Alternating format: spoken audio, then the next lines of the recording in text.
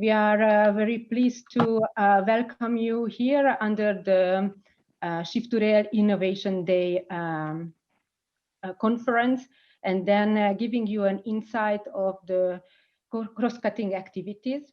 So my name is Judith Sándor. I am the program manager of the cross-cutting activities within Shift2Rail, and I'm going to be your moderator for today. I'm also supported by my colleagues Gorazd Marinic and Julia Selis, who are going to help me in this new way of working using webinars. So just to give you an overview, so the Shift2Rail cross-cutting activities are covering horizontal activities that are relevant not only for one part of the rail subsystem, but following areas that are relevant for many of them. And that's why this is considered as an overarching activity of the innovation programs within Shift2Rail. There are various topics within our work area, and that is focusing from the social economic aspects until via the environmental and safety solutions till the traffic management or mobility as mobility solutions. But today we are going to have 3 projects presented that you will be able to see in the agenda. One of them, and these 3 projects are the Go Safe Rail, Plaza 2, and the Impact 2 project. So these projects are already covering quite a lot of topics that are covered in the Shift2Rail in the cross-cutting work area, and we are very happy to present what are the preliminary or final results of these projects. So, but before we go to the presentations, I would like to also give you some housekeeping rules. So for the attendees, if you could go to the next slide. Okay, perfect. So if you have any problems to hearing us, please raise your hand. But what we are suggesting that if you have any questions, please put it in the question and answer box or in the chat. So when all the speakers of one project finish their presentations, then we will open up the floor for questions. So we are going to select 2 or 3 questions depending on the time allows to answer to these questions. And for the speakers, I would like to ask you to please pay attention to the timing. So because we have quite a long agenda, and it's important to keep the time and respect the other speakers who will finish our session today. So today, the first presentation is going to be done by the Go Safe Rail project. This is an open call that ended last year and was aiming at providing integrated solutions to provide integrated solutions to issues related to infrastructure safety and planning considerations based on a number of EU infrastructure manager problems that they are facing when operating the network. So today we are going to have a presentation by the experts who participated in the project. And if Paul Doherty, the coordinator of the project, has already joined the webinar, I will invite him to give the introductory presentation. Otherwise, we would start the Go Safe Rail project presentation with a video. I would also ask all the speakers to present themselves before the presentations. So you will have the opportunity then to better explain your background and activities. Hi, Judith. Can you hear me okay? Yes. How you doing? So I don't know if we want to move on to slides or straight into the video. I think there's a couple of slides there. So if Paul, you are on the line, I would suggest that we start with your presentation. Okay. So maybe just to kick off, my name is Paul Doherty. I'm the managing director with Gavin and Doherty Geosolutions, and we are the coordinators of the Go2Rail project.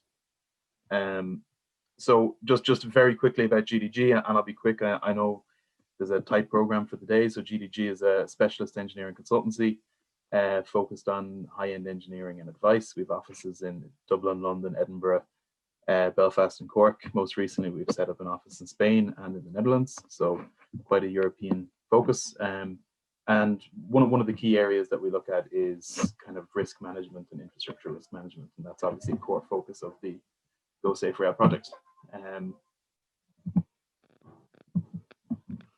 Sorry, slides aren't moving. So I'm wondering whether you have accepted. Okay. Yeah, okay, have it there now.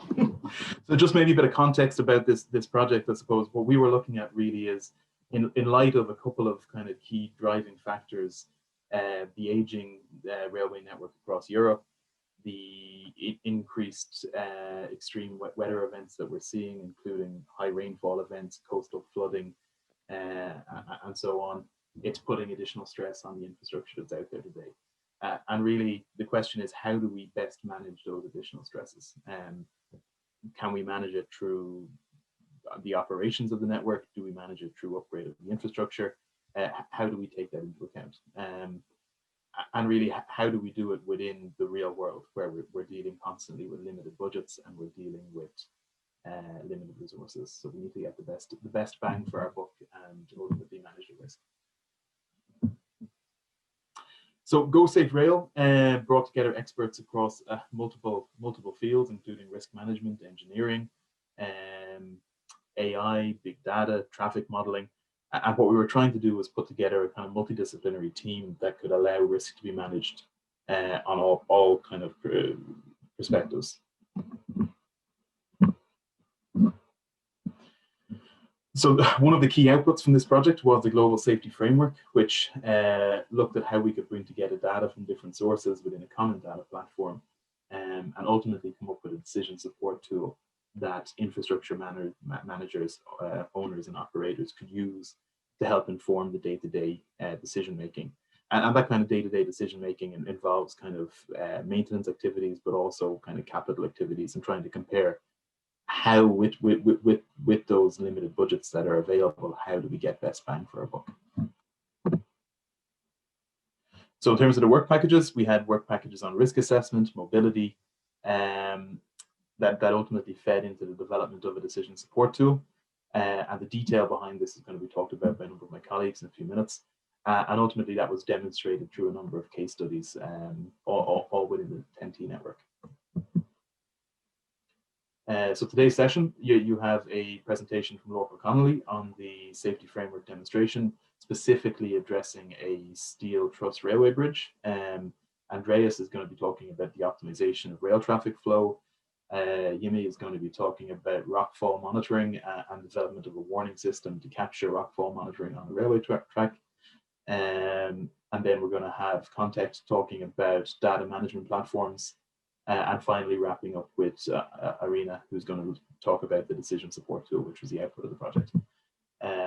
So I think that kind of summarizes the overview of Go2Rail, and I'll pass on to Laura or back to Judith maybe.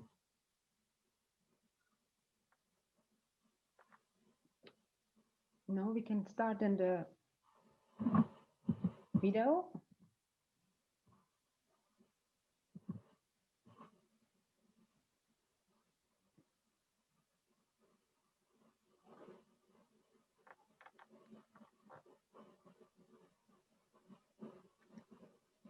Today, I'll be talking about a case study application of the Go2Rail safety framework on a steel truss railway bridge. The risk-based assessment framework can be applied on a network-wide basis. However, today I'll be discussing a single bridge case study in order to illustrate the data and analysis required.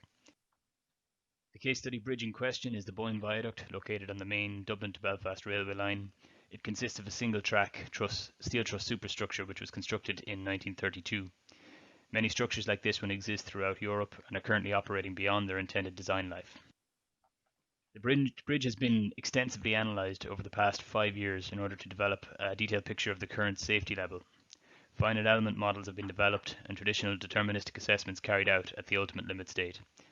This was followed by extensive structural health monitoring and refined analysis, culminating in the advanced probabilistic assessment carried out in the GoSafeRail project.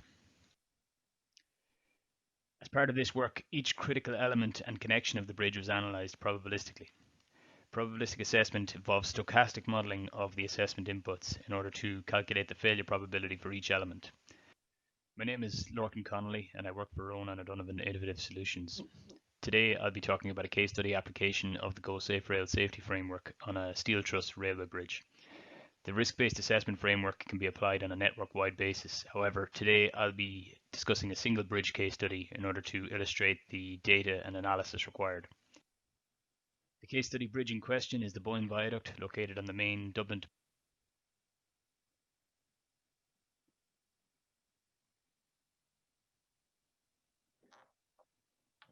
I think that there is a technical issue with the video. So I would suggest that unfortunately, this will be only possible to be seen after the session. So I would ask then the next speaker, Andreas, to continue with the presentation. Thank you. Hello and good afternoon to everyone.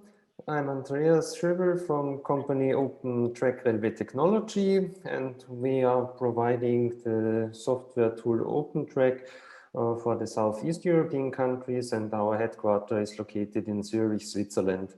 And today I'm happy to present you our approach, which we could realize within the Shift2Rail GoSafeRail project. So we could apply the Kronecker algebra, which is also used in computer science to solve bottleneck situations and to prevent deadlocks. And therefore it's a dedicated algorithm also for the railway application. Let's continue with the next slide. So our motivation, generally speaking, why are we interested in the optimization of rail traffic flow? Because if you just let the trains run with the signaling system, with any signaling system to say so, you will not get an optimized traffic flow. So you need to define and add on some integrated real-time rescheduling. And here this is a large area for different universities across the world. And with the university in Vienna, we are working here together in a long collaboration on this development of the Kronecker algebra for the railways. And the optimization goal is obviously, so with any kind of integrated real-time rescheduling, we can receive a better performance in daily operation. So the technical concept, of course, you can always use our OpenTrack or any other microscopic simulation tool as a replacement for the reality. And then you can run your optimization algorithm online or offline. That depends on your application. So therefore, OpenTrack is a good replacement of the reality. So everything what works in our simulation could be done outside later on. Here you see the data flow of a simulation. So we need this kind of input data to perform a simulation, and then we receive various output files. So this is state of the art. But what is now interesting, the comparison between the simulation and the application of the Kronecker algebra. So how can you improve the situation? And this has been carried out in the GoSafeRail project for the Croatian railway line from Zagreb to Rijeka. So that's a single track line. And therefore, of course, you are facing the risk of receiving deadlocks. You see now why we were applying the Kronecker algebra. So deadlock prevention has the highest priority. And then also for the optimization. So you see, we took as a benchmark criteria the earliness and the delays, and we compared the values from the OpenTrack simulation with the calculation in the Kronecker algebra. And you see with the Kronecker algebra, obviously you can reduce the delays, and you can achieve a lower number of trains causing delays. And in average, this is quite promising. So you see that, I would not say this is the only solution in the world, but as all these algorithms which support the optimization of traffic flow, it's worth to think about their application even in real-time environment conditions. So that was all from my side.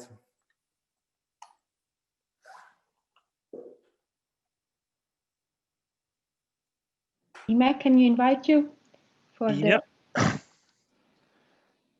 the... I hope you can hear me. Perfectly. Yeah. My name is Ima. I work in Bane Nor, which is the Norwegian infrastructure owner. I'm going to present today some work that was done in rockfall monitoring and warning systems as part of GoSafe-Rail. This work was initiated, and Norwegian Geotechnical Institute was the partner in the project, and I was employed there at the time. But my main focus today is going to be on really new work that we did this summer, which enabled us to conclude on the technology demonstrator, which I'm going to show. So, see if I can. There, yeah. On the western part of Norway, we have a branch line called the Rauma line. It's not a very heavily trafficated line, but it's one of our more scenic lines. Let's see, right there. It runs through a very sort of mountainous terrain, and the sort of downside of having a scenic rail line is that it's normally associated with natural hazards in terms of landslides, avalanches, and rockfall. And Rauma line is by no means an exception to this. Over the last few years, it's been in periods closed down altogether because of the risk of major landslides in the area. So in 2017, NGI and GoSafe-Rail installed a test section of sensors on a 300 meters long test section monitoring for rockfalls. So you can see on the right hand side, the line runs beneath or through a sort of what's considered a high frequent rockfall site. Of course, high frequent is in a geotechnical term, so that doesn't mean that it happens very often, but it has a higher probability of rockfalls than the surrounding areas. Now, the system that we installed contains 12 of these sensors. These are the black box in the middle picture. These are mounted directly on the sleepers in between the rails. In a black plastic enclosure, it has wireless transmission and is self-contained with energy. So this is basically the sort of definition of a black box. You bring out, you put it in place, you enable it, and you're up going. Last time I installed one of these, it took 5 minutes. And also in terms of maintenance, it's very easy. If there is a problem with one of the sensors, you can basically just replace it with a spare, and that takes another 5 minutes. The processing of the data is a two-step approach. The grunt processing happens inside the sensor by its small microprocessor, and so each individual 12 sensors process their data, and then they transmit it wirelessly in real time to a cloud solution, and the cloud solution gathers the data from all sensors and take a combined decision and runs the ultimate rockfall detection algorithm. Now, The one thing about being a scientist interested in monitoring for rock walls is that you have to have a lot of patience, because this, as I said, doesn't happen every day. So we installed the system on a place we anticipated that we would have maybe a rock fall every year, but after 3 years we haven't had a single rock falls. So this summer I ran out of patience, and I took the initiative in my own hands and decided we need to do something in order to test this properly. So if you propose to a manager of a line that you want to test rock falls on their section, they're gonna go ballistic. No way, you're not gonna do that. So we identified an abandoned rail section closer to Oslo. This is a place where there hasn't been any trains running for the last 10-15 years. We also found this very nice spot you can see in the left corners, where you have a cliff and there's forest on top, and then there was a lot of loose boulders that could be easily activated or released. So we found a couple of really beautiful days this summer with a lot of sunshine. We rigged up an identical system on this section as the test section on the Rema line, and I had a couple of my good colleagues from the geotechnical departments who knew the risk about generating rock falls and had the proper training and the proper equipment to do the work. They went up into the forest and they started releasing any possible boulder they could find. So during the day, we had quite a significant amount of rock falls. As you can see in the top left corner, there was 9 rock falls, which were estimated at boulders larger than 100 kilos, 6 rock falls in the range of 50 to 100 kilos, and 21 rock falls at the range of 5 to 50 kilos. There was also a few smaller ones than that, but I haven't included those. They weren't even detected by the system. Now the reason for this this classification is that our judgment is that, not scientifically based judgment, but our best guess is that that a boulder of more than 100 kilos in the rail will cause a problem for the next train. A boulder at the size of 50 to 100 kilos is likely, it could be, but maybe not. And boulders less than 50 kilos are most likely not going to cause a problem for the next train. So if I am lucky here now, I have a video, and I hope that this will play out nicely. This is, we had a high capture camera with us, and this is one of the really larger events.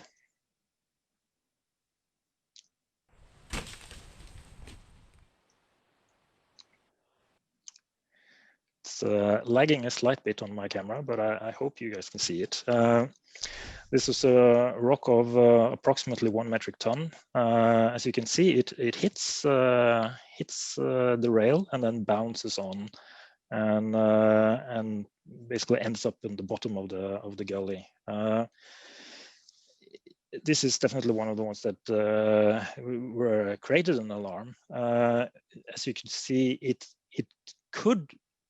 as it didn't end up in the rail, it could have been that the next train could pass, but it's also likely that a boulder that size would create permanent damage to the actual rail, and that it could be hazardous for a train to pass. So the idea is that the alarms will generate a slow passing warning, so that the next train is supposed to slow down and then continue on.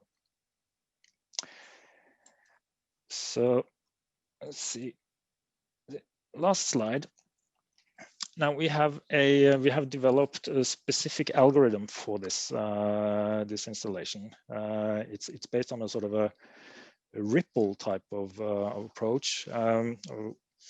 So it's similar. If you have a rock and you throw it into still water, you will see a wave, a surface wave being generated that progresses in all directions and decaying the further away from the impact site as you get. And it's the same approach we have here. We are listening for ripples in the track created by the impact of a rockfall. And in this table here, I've, in addition to the classification of size, I've separated the rockfalls into where the impact is on the, if it's in the track, although it means on the rails themselves or in between the rails, if it hits the ballast to either side of the rail, or if it hits the drainage to the side. So for the red and the orange here, which are called critical or severe rockfalls, our algorithm have generated positive results in 8 out of 9 cases. And for the yellow ones, which are either small rockfalls or rocks that fall outside the track, I've called these non-critical. And for this, you can see that there's about 10% of these rockfalls that had generated a positive alarm on these cases. Now, that doesn't mean that. If I may ask you to summarize your presentation. Yeah, I have one sentence. This is my last slide. Okay. That means that these are not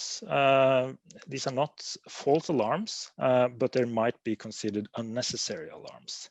Now, the eventual proof of the pudding is the last line here, because when I run this algorithm on the entire data set we have from the test section, 3 years worth of data, we do not find a single event that generates an alarm, apart from a couple of times where we have done non-destructive testing with a sledgehammer. So that leads to the conclusion that this system will generate less than 1 false positive per kilometer per year, and still having at least 90% detection rate.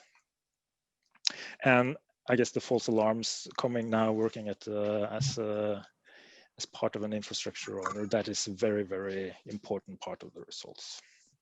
So that concludes my presentation. Thank you. So we would go then to the next presentation from Damian Harasimczuk. Can you hear me? It's Lucian is going to present. Not sure if I can control the screen, but let's see it. Hello, everyone. My name is Luciano Ungureanu. I'm technical lead at Contact, and today I'm going to present you the work we've done on Shift2Rail, on data management platform and data standards for railways. Together with me, I have my colleague Damian. He is the lead programmer, so in case there will be some deep technical questions, he will support me on providing you answers. Who's Contact? Contact, it's a small company from Berlin, from Germany. Our key areas for activity are software development, mainly focused on custom tailored solution for the civil engineering industry, including railways here, and also on consultancy, on providing training and helping the company set up strategies for data analytics, building information modeling, and virtual design and construction. My colleague Paul already introduced the scope of the Shift2Rail project, so I'm going to skip over this slide.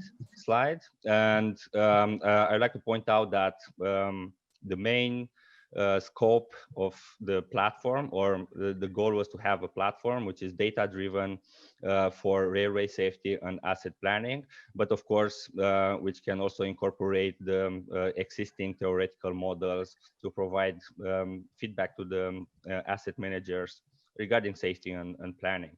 And of course, the key term when we talk about this platform is data.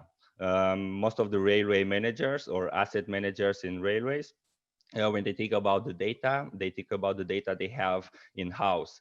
And this is represented in this taxonomy as the gray rectangle here on top. As you can see, the data universe for railways, it's a little bit bigger. So we did a study and identify different data sources which can be useful to drive some of the, let's say, data-driven efforts in railways.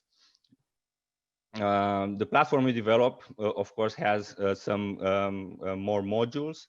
One of them is for data management. The platform supports several formats, let's say domain-specific for railways, also allowing to bring some more context data into the platform like CTGML. The plan was also to incorporate ISC Rail, but building smart, they put on hold the development of the IFC schema for railways. And it supports some other formats for GIS data or some more textual data from different sources, and it can be easily expanded to support some other sources which are not listed, data sources or formats which are not listed on this slide.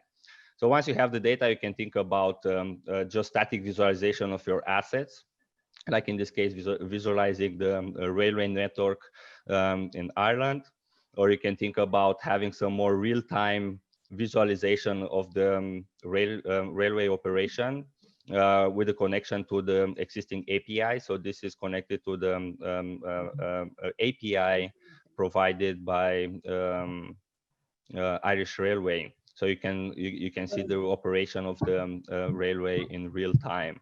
After that, you can think about making connection or getting or providing asset managers insight based on the regarding the condition of the assets. I think my colleague Irina, she's going to talk a little bit more about this case study, but you can actually visualize the condition of the railways. You can even get a little bit more details about some critical or maybe not so critical parts of the railway. In our platform or on the platform we developed in the project, where we did some prototyping, integrating some machine learning model, try to find out how easy is to or how difficult it is to integrate some machine learning models like data-driven approaches for predictive maintenance or for predicting safety issues and so forth. And of course, once we can easily implement that, and then we can easily visualize the results of the machine learning models, again, on the using the visualization models we proposed, we developed during the project. As you can see in this slide, there are some red, yellow, orange lines. Basically, this is going to tell you what is the risk or how high is the risk on a specific railway track for flooding, for example. So it's one of the cases. That's it a little bit, kind of in a nutshell, a brief presentation of the work we've done on the project. If you have questions, feel free to ask in the Q&A session, which is going to be in 10 minutes. If you want to find out more details, go to the Shift2Rail or feel free to reach out to us. Thank you very much.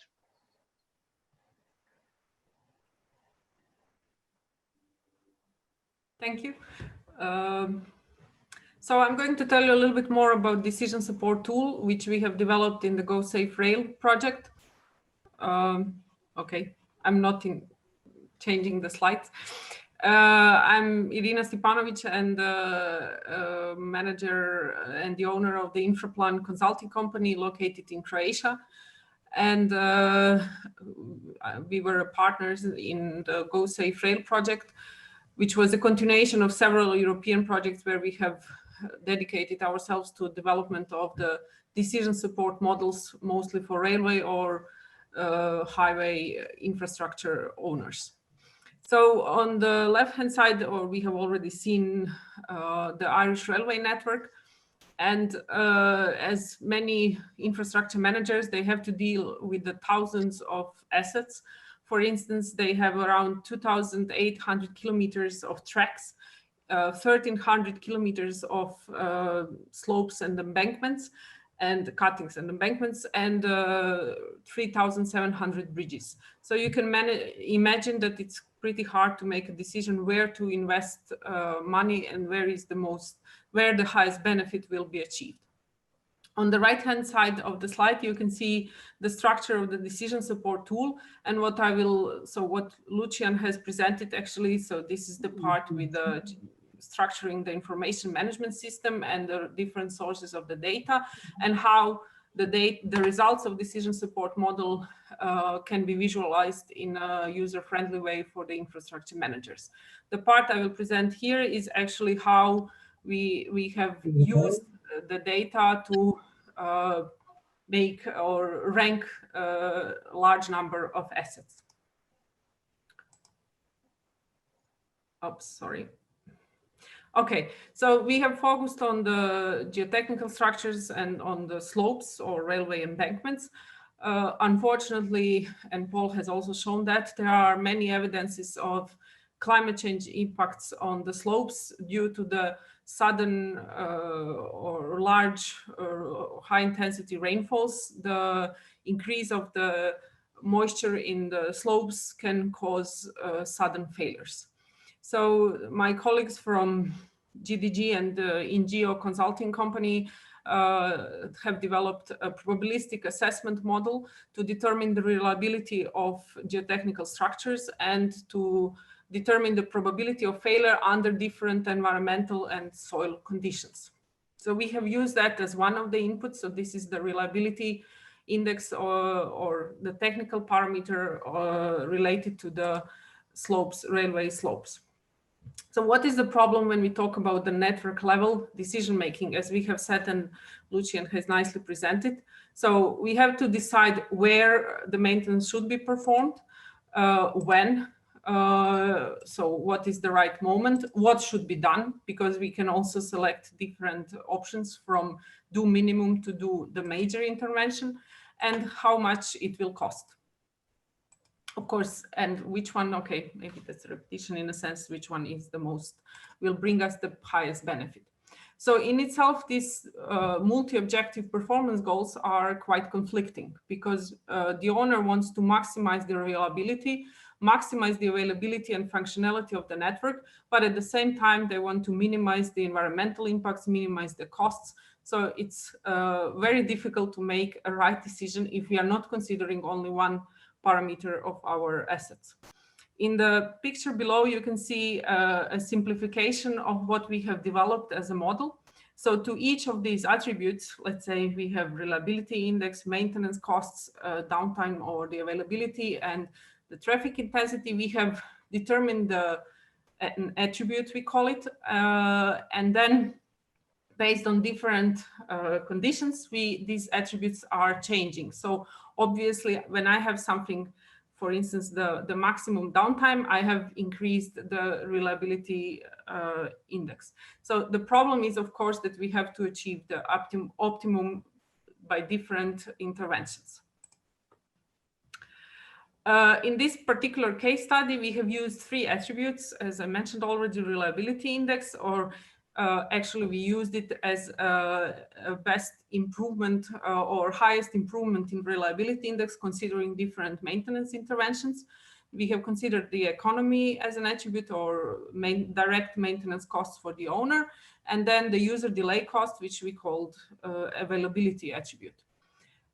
In total, we had more than 3,400 slopes in question. And then as a first criteria, we were dealing only with the slopes which had reliability index lower than 2. And after that, we had 387 slopes which had to be considered for the remediation measures. So we use the multi-attribute utility theory model, which means that each of these attributes we have transformed into utility functions, which simplifies or enables us to compare different attributes or different values, let's say in simple terms. So the utility function goes from 0 to 1, and it uses relatively simple mathematical equations, but there are also input parameters which have to be chosen by infrastructure managers, which still takes their approach towards the management as a significant input. So just as a very simple clarification, so if we have a risk avoiding approach, then our curve utility function will look like this. And in this is also the same, but in a reliability index, we have the opposite because we want to maximize the benefit, and here we want to minimize the costs. we have considered for each of each type of the slope different maintenance level options, as mentioned, from minimum to the maximum. And depending on different maintenance option, we have calculated or determined what would be the benefit on the reliability index. So for different slopes, we have taken into account different maintenance options. And finally, what we got as a result, so here are shown the worst and let's say the best slopes out of those almost 400 slopes. So we have utility, the actual values from annual maintenance cost, user delay cost, and the reliability index, which are then translated into utility functions, and finally as a joint multi-attribute utility theory value. And based on these combined values, we have ranked the slopes. This is what Lucian has already shown. So after we have ranked them, we can visually present them on the GIS map. And based on the infrastructure owner wishes, they can be color coded. They can also present detailed numbers for any attribute we want. So in this case study and the model we have applied, we can conclude that multi-attribute utility theory takes into account multiple objectives. It's able to take into account different scenarios by changing the values of certainty equivalent and risk tolerance and attribute trading off. This is the input from infrastructure manager, which I have mentioned. What is important that it can rank the assets in a relatively robust way, and it can also consider larger number of attributes and also larger number of assets, which helped us a lot with dealing on the network level decision making. This is actually all based for my presentation, and I hope you have some questions at the end. Thank you very much for the attention. So thank you very much for this very diverse presentations, and also presenting the final results of the GoSafeRail project. So I think this is a very interesting outcome to have this decision support tool that can enable a sustainable change for infrastructure safety. So definitely this is something that should be considered and investigated within the railway community. And I also have a question related to that. Maybe it's Paul that could answer to this question. That now that there is this, so GoSafeRail has developed this this decision support tool. How do you envisage that how infrastructure managers could use this, and what would be the next step for the partners and also for the rail community to implement this decision support tool for their existing tools and decision-making processes?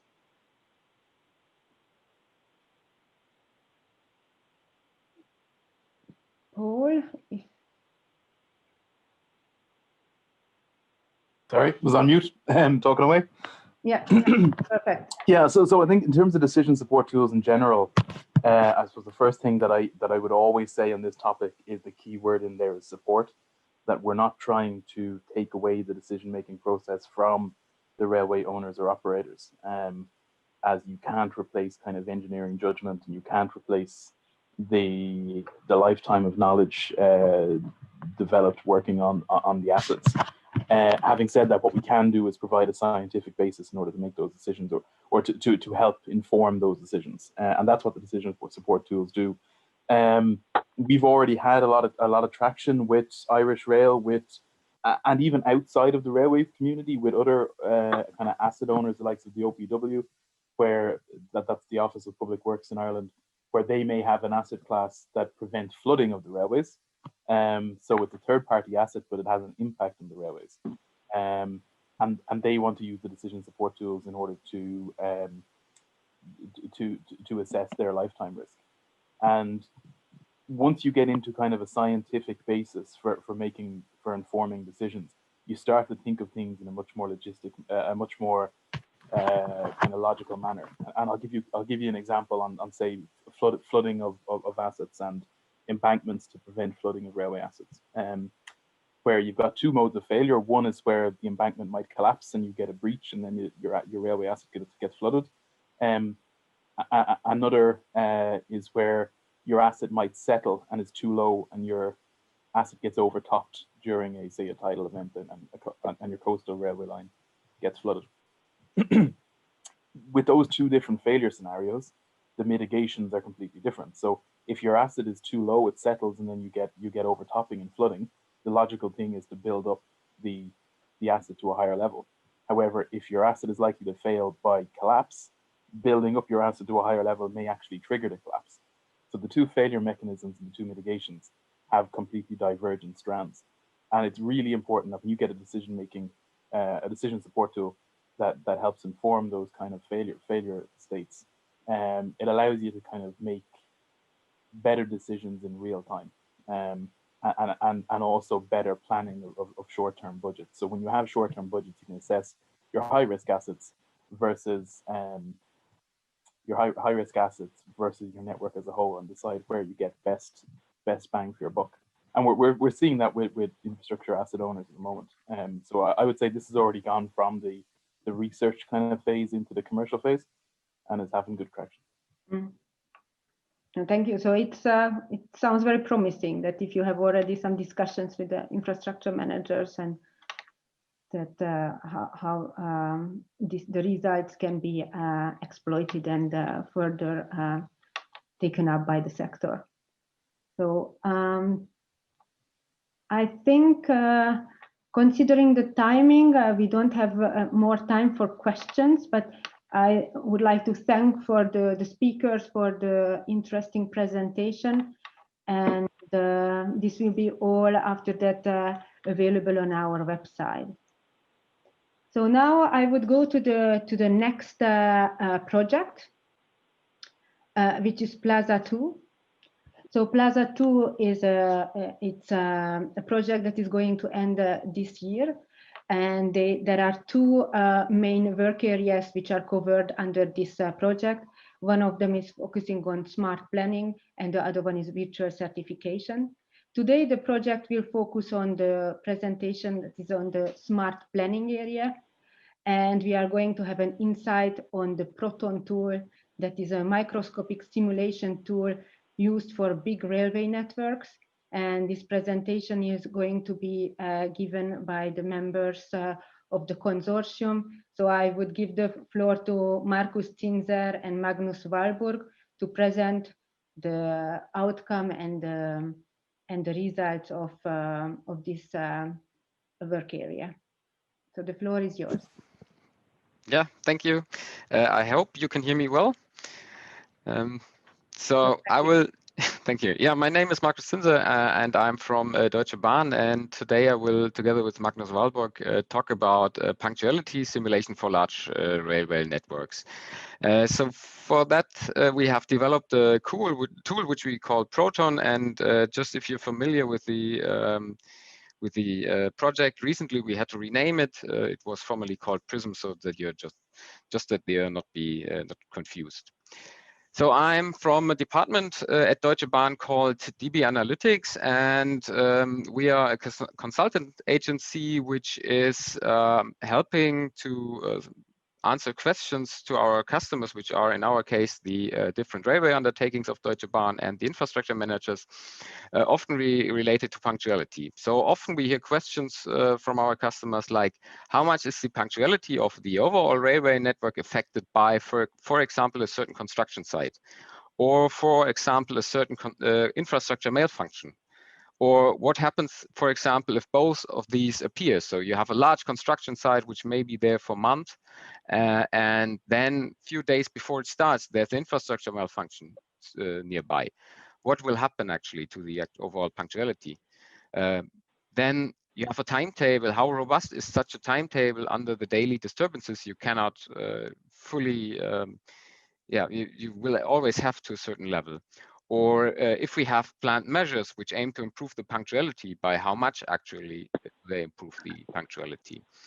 And to answer these questions, we developed a tool called Proton. So Proton is a macroscopic railway simulation. It works with, it takes a lot of input data. I always present it as several layers of data. So first layer we put into our model is, of course, the infrastructure which we have, so the normal capacity. So then, to a certain point of time, this infrastructure is its capacity is reduced by some planned construction sites, and then, but then you have a third layer which is unplanned temporary speed restrictions, which you will have at some point and somewhere in your network. And of course, then on a daily basis, you have small disturbances which may be there for minutes or hours, which of course disturb the infrastructure again. And with all these four layers, you have current state of the infrastructure. And then on top of that, you have with the nominal infrastructure and maybe with the construction sites, timetable, which you planned for. Then there are potentially additional layers like weather and rolling stock, but let's concentrate on the first five. We now want to see how these 5 layers actually on a certain day fit together. So we put them all into our model, which is a Proton model, which is, as I said, a macroscopic railway simulation. Here we calculate an actual operation day. It's a Monte Carlo simulation. This means at a certain day, we sample disturbances from probabilistic distributions, which we extracted from operational data. And then we have a disturbed infrastructure.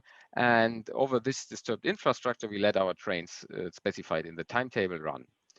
So then if there are conflicts due to some disturbances or so within that day, we model these explicitly by using minimum headway times. So at the beginning, I said it's a macroscopic railway simulation. What does this mean? This means that we have a macroscopic infrastructure, which means we have our infrastructure consists of edges and nodes. The the nodes are our railway stations, and the nodes are the railway stations, and the edges are the connections between these, over which trains can then run. And these are typically like 2 kilometers apart from each other. And we try to predict in our model by using several techniques what time it takes a train to run from A to B. So what's a unique selling point of this model, I would say, is that it can simulate large networks like the German railway network with over 40,000 trains a day in less than 2 minutes. Since it's a Monte Carlo simulation, we have to do this to get a result several times, but we can easily parallelize this, and in the end we get for a certain operation day the average expected delays and the punctuality. So the first prototype of this model was developed in the first Plaza project, which was also funded by Shift2Rail, and was from September 2016 to August 2018. And I will now we will now mainly talk about the Plaza 2 project, which started in September 2018 and will end in about 2 months, the smart planning part especially. So the involved partners are Deutsche Bahn, Trafikverkehr, and Hakon. And the development of the tool is done here at DB Analytics at Deutsche Bahn. So the Plaza 2 project had 5 main topics, which aimed to further develop the prototype we developed in Plaza 1. One first topic was the assessment, whether we can use a tool in operational intraday planning. Then we wanted to see how we can use microscopic simulation in microscopic infrastructure data. Then we wanted to see how how resources influence our simulation results, and as well as dispatching, and how we can deal with incomplete data. I will now, for each of these points, briefly talk about what we did there and what the results are. So first of all, we asked ourselves, since we were asked this several times, can your model be used within an intraday operational planning scenario? This means something like you have real-time scenario where someone gets has this tool running and has it as a decision support tool. Like you want to decide, you have a failure at the train, you want to decide how should I change my rolling stock plan, or you have an for example, a tree fell on the track, and how do I have to now to reroute the trains. And we have identified 7 use cases in the deliverable we wrote, and assessed the technical requirements for these, basically regarding runtime, user interface, and data inputs. And then you then saw that if you look at all these requirements, basically almost all of them are at least in scope of the Plaza project. So this meant to us that we are working with the correct topics. This, of course, does not mean in the end that the tool which will come out is ready to use intraday operational planning tool, but it means that with the technical we are meeting the technical requirements to build interfaces to put such a tool into place for that. So the next question we asked to us, and this was one of the main topics for us for the project, was that I said we have a macroscopic infrastructure. Macroscopic infrastructure means we are, of course, limited about the level of detail we have. So, and this limits, of course, to some extent the reliability of the simulation. So we looked for several options how we can improve here. One idea was that we might be able to simulate critical points in a microscopic simulation and then interface this in simulation with our macroscopic simulation. But we soon realized that this will not work. And then we came up with a solution where we augment our macroscopic infrastructure with microscopic information. So a macroscopic infrastructure edge, so a connection between 2 stations, could, for example, be just an edge with a length, so length of the track, and some information about the block's length or block sizes, so that we can calculate block occupation times. But you can also put there the information about each block you have on that track with all the detailed information you have. You can put there information about the routes you have, about the track sections you have, about track exclusions, and so on. And we now created the model in such a way that we can, in principle, choose the level of detail. So you can model with a very roughly specified infrastructure, then have a lower level of detail, but you can also go into the full details and have a very high accuracy. So the next point was that we studied the influence of dispatching. Of course, in railway operation, dispatching is very important. And we first of all looked at what cases of real-world dispatching we have. And this led at the beginning to a distinction between low-level and high-level dispatching. With low-level dispatching, we mean something like conflict detection and conflict resolution. With high-level dispatching, we mean stuff like rerouting trains, so decisions at a higher level. We then started to implement 4 different low-level rule sets into our simulation. The first one was fast before slow. This is quite close to what we have currently in Germany, what we are currently using in Germany. So fast trains under certain conditions can overtake a slow train. Then we added to that punctual preferred, which is basically fast before slow with the only additional condition that only a punctual train can overtake a slow train. The idea behind that is that I would say a bad train, which is unpunctual, does not affect a healthy train, which is punctual.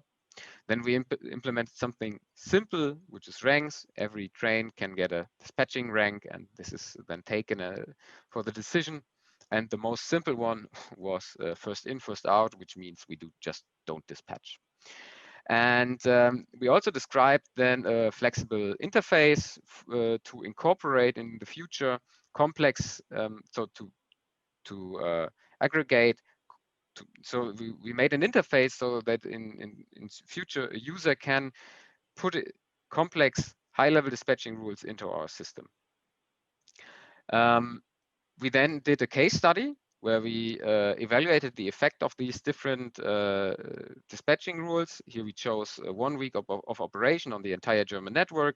You can see here the results for the different types of trains. And it was 1 week in January this year, where we had for each day roughly 40,000 trains per day.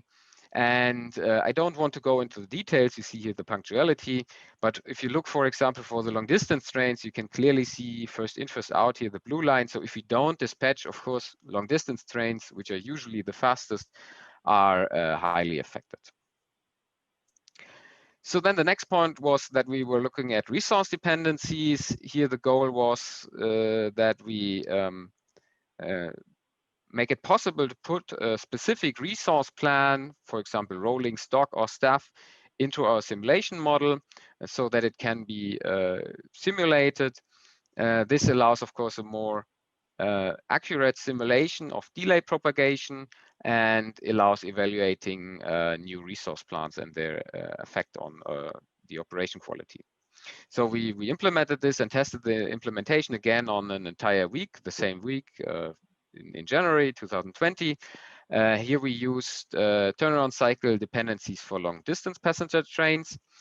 And we didn't see any significant difference to the previous implementation. You can see here the operational data. So you see there's some slight difference between the operation and the simulation.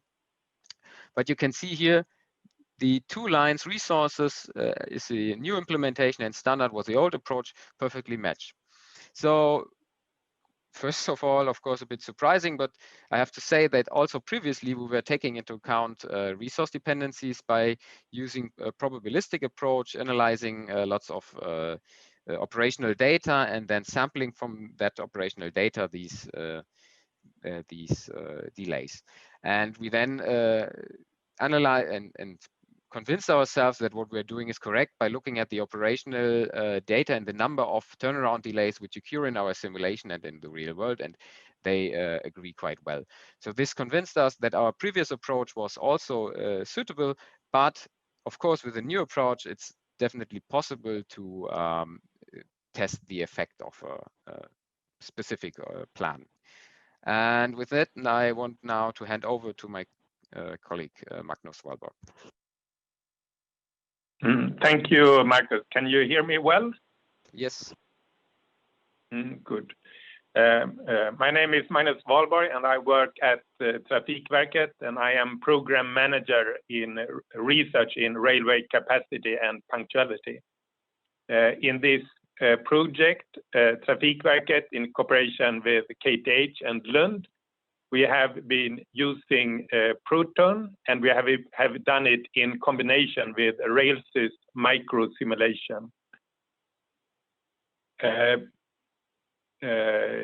First, we did it in Plaza 1 project, and then now we proceeded there. We took the model to Sweden, made simulation in Proton and in Railsys, and then we have proceeded in Plaza 2 project with studying Proton, micro simulation Proton, micro simulation Railsys, and also done calibration validation versus historical data.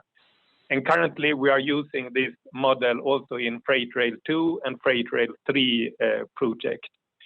We have cooperation agreement with DB and are interested to use Proton in the next Transforming Rail project. And the status at the Trafikverket is research and use cases proof of concept. Next, please. The results I present today is what we had as our final task, to do simulation with incomplete data. And what we have done is to evaluate how we can use incomplete data for macroscopic and microscopic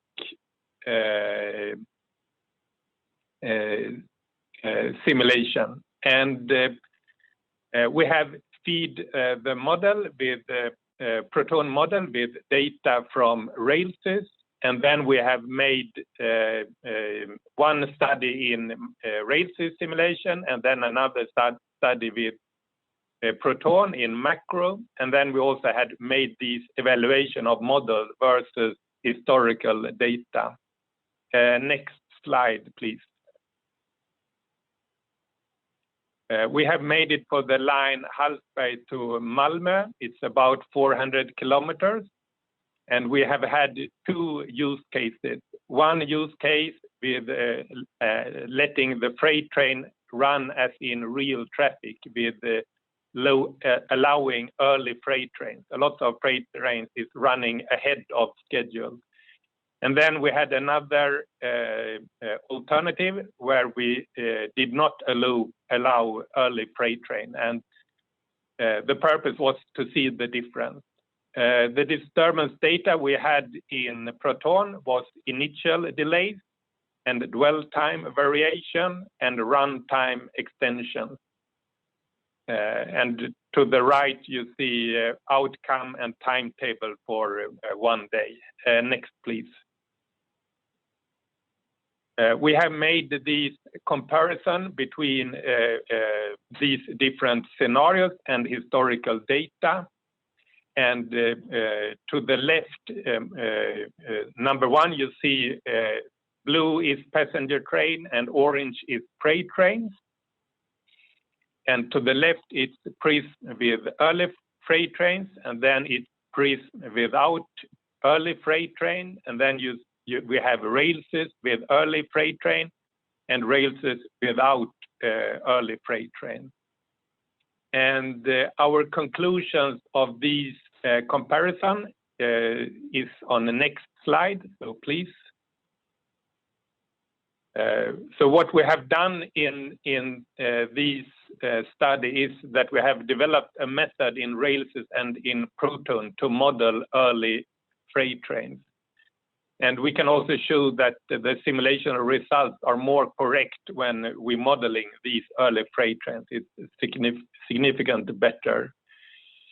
We can also see that railses and Proton are both close to historical data, and the differences can be due to simulation setup. One of our main benefits is that we get improved knowledge about railway system and this causal relationship. Approximately 1/3 primary delays and 2/3 secondary delays we have in the Swedish network. And for us, low-hanging fruits is to further develop delay modeling and proceed with these methods with macro and micro simulation in combination. Next, please. This is our conclusions for Proton use in Sweden. So we think that this macro simulation Proton is a complementary method to micro simulation in railses. It's a very powerful method. One advantage is this very fast simulation method.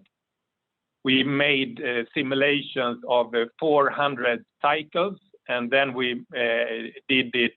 It took 3 minutes in Proton and 12 hours when we were using railses. So when you are doing these kind of large national simulations, this is a very effective method. It also helped us to improve and evaluate micro and macro simulation models and methods. And this combining macro and micro simulation is for us to developing tools, method, competence, and processes for the future. Next, and then I think it's you, Marcus. Yeah, thank you. So then I will come to a conclusion from our side, from DB. So first I want to say that without the Shift2Rail funding, it would not have been possible to have the freedom to develop the simulation prototype. Especially at the beginning, we had several ideas and often stopped and threw everything away and started from scratch. And this was very nice to have this research kind of environment where we could do this. In the meantime, I think we have a quite nice product, and we identified within DB several use cases for Proton. First of all, it will be a tool to continuously check several planning layers. For example, you have I showed at the beginning all these layers of data which are going into the tools. We have automatic pipelines which every day or week integrate latest stages of this data into our tool, and then we can automatically run simulations and check what's coming out. Or we could, for example, test measures which aim to improve the overall punctuality and how large the effect is actually on the punctuality, and therefore prioritize them. And what we are currently actively working on is we are developing at DBNets a new timetable tool which automatically can construct timetables, and we want to interface the simulation with that tool. So if the outcome are several different options for a timetable, especially on the construction site, if there's a construction site, and that this is automatically checked for punctuality with our tool. And yeah, the project is currently funded within DB until at least end of 2023 to move the developed prototype in this project here to a production-ready software. And with that, I want to end, and thank you very much for your participation and listening. Thank you very much, Markus and Magnus. So I'm so encouraging the attendees and the participants that if you have questions, please feel free to add it to the chat. So I'm very pleased to see that a project idea that was launched in Shift2Rail is so promising and is picking up by a big player of the railway sector to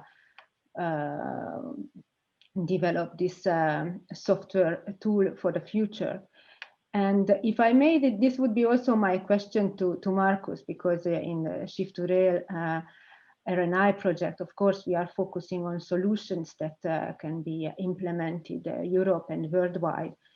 So what have you experienced? What are the major challenges when this tool needs to be adapted for another network?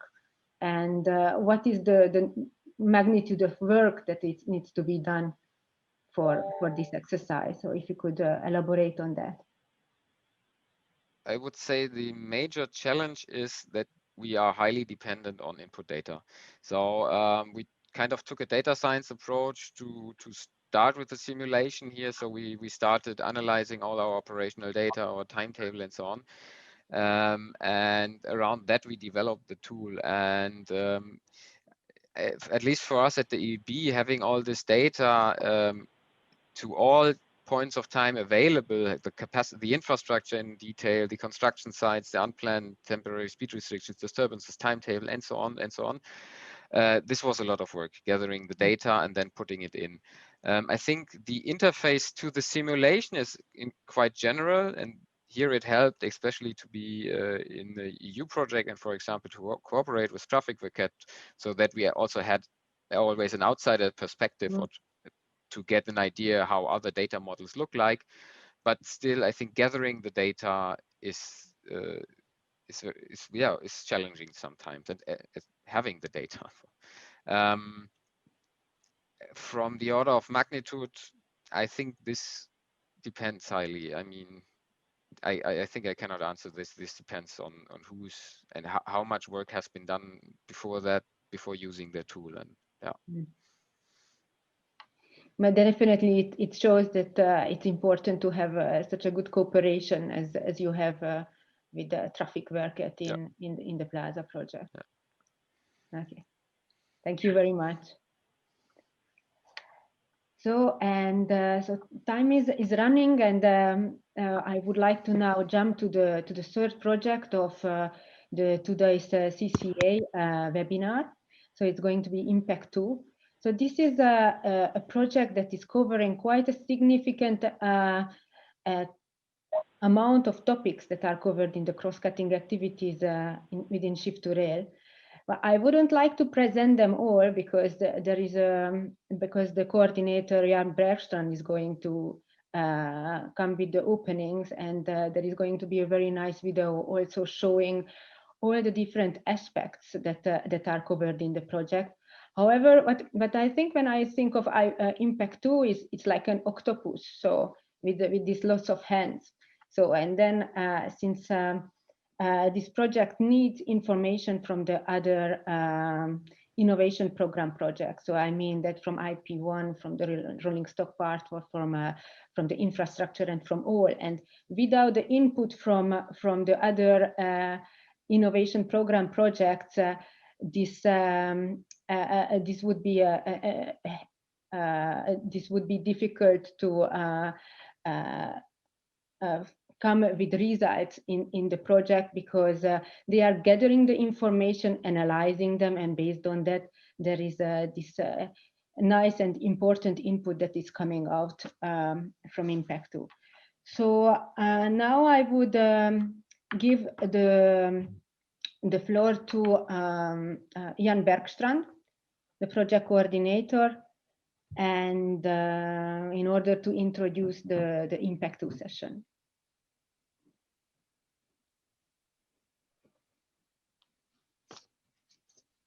Jan, can you unmute yourself? No. Perfect. Yes. Thank you, Judith. Hello, everyone. My name is Jan Bergstrand. I'm representing Trafikverket, who is the coordinator of Impact2. I'm doing this work quite a lot together with my colleague Malcolm Lundgren. And as Judith mentioned, this impact project is a very wide project when it comes to topics. It goes all around with synergies in the other innovation programs, of course, but also sector-wise wide topics is included.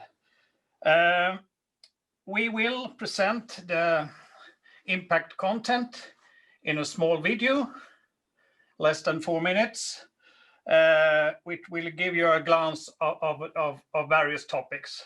Although we will also, after the film, after the video, break it down to 3 topics with results, tangible results.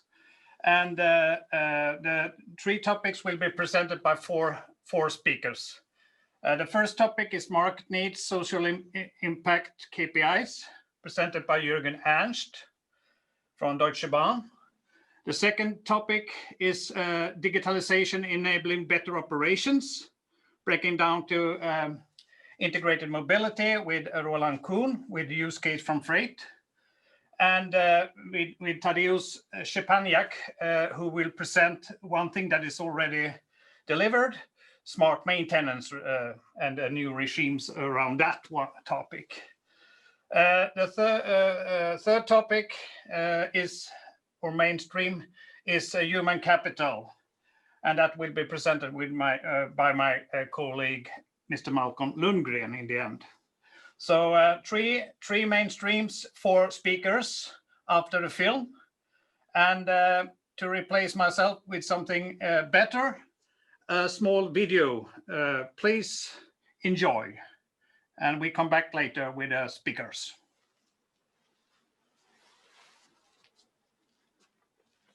Filmen nu då? Det gör de inte det.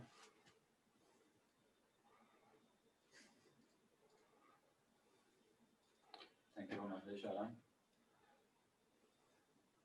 Det var sagt att hon skulle köra. Hon sa ju ja till det. Men då gör inte jag det då. Jo, men kör det. Hon gör inte det. So the video is coming in a second. Okej, då gör jag ingenting. Just a bit of technical arrangement needed.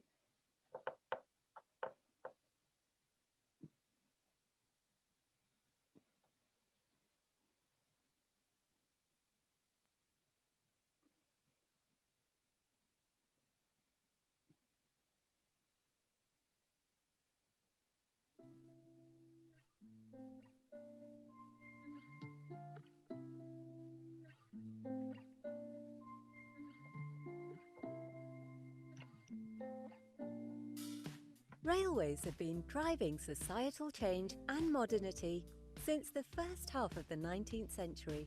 The railways hold the promise to be as capable now as then, to take Europe into a new technological age, connecting people markets and territories across Europe and beyond, driving innovations and fostering a green and prosperous Europe.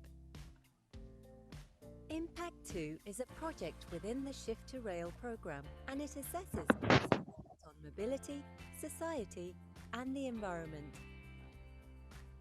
The objective of Impact 2 is to assess the impact of the Shift2Rail development by looking into 7 work areas.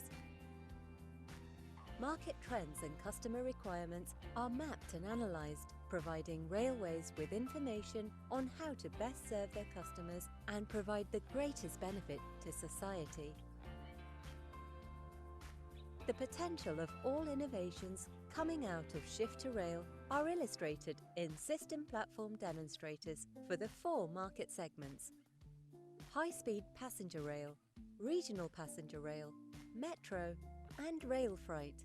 These assess the modal shift of people and freight to rail as a result of the market uptake of the innovations, including both technical and customer experience oriented innovations. How well Shift2Rail responds to the key operational targets of reducing costs, increasing capacity and improving reliability and punctuality are analysed in a key performance indicator model.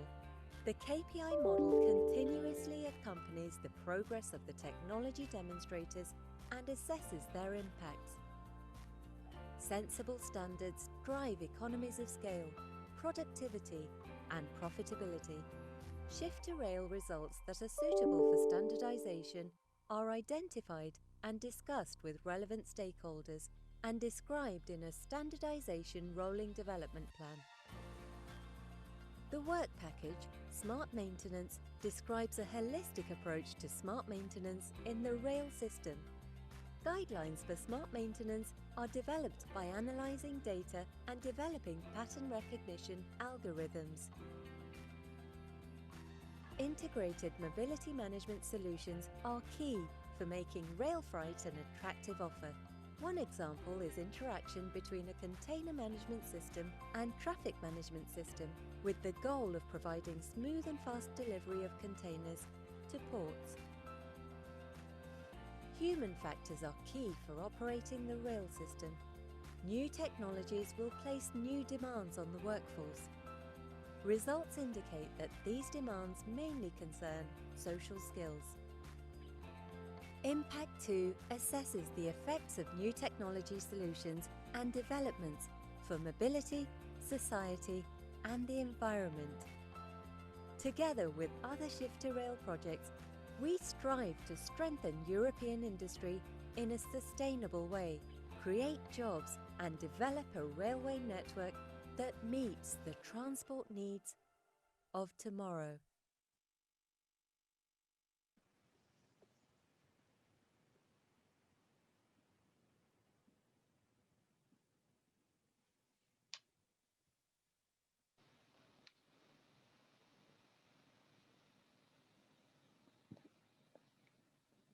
Now we could go back to the presentation, and then if Jana agrees, then I would give the floor to Jürgen Ernst. Please, Jürgen. Yeah, so hello everybody, and I like to talk about 3 different topics we are carrying out in the Impact 2 project. I like to talk about customer needs, most choice, and KPI assessment. And my name is Jürgen Ernst from Deutsche Bahn.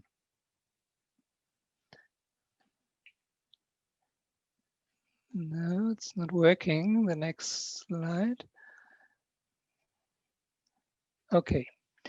And yeah, the main goal of Shift2Rail, as everybody knows, is the funding of innovations that improve the railway system in order to attract more passengers and transport more goods and ration to other means of transport.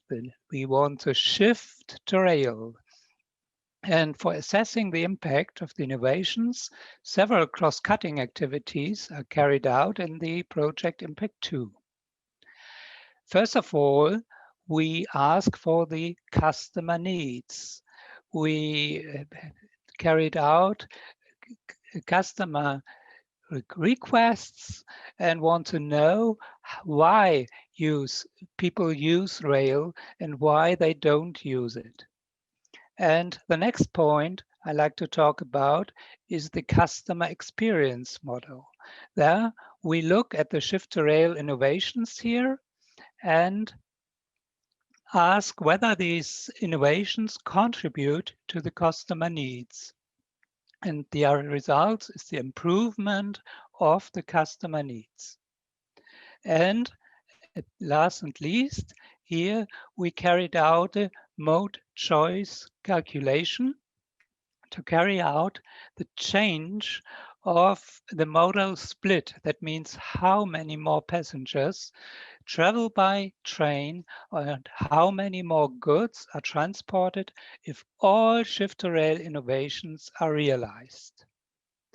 And last not least, we have developed a KPI tool.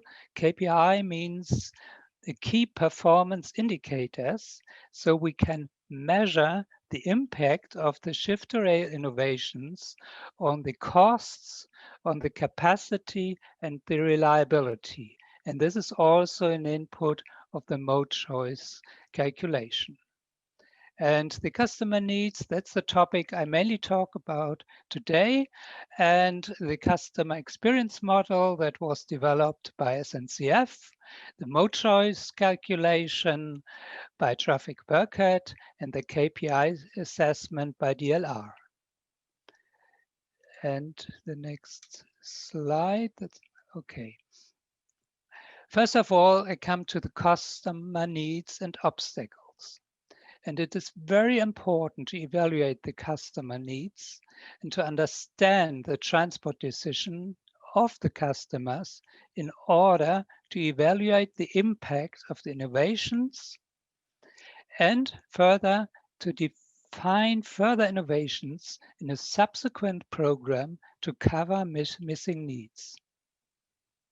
And the customer needs and obstacles are defined by experts and ranked by means of customer survey. And this is carried out for passenger and freight traffic. First of all, I come to the customer needs of passenger traffic. There we consider three different activities. Pre-trip activities before you go with the train, on-trip activities, and after-trip activities.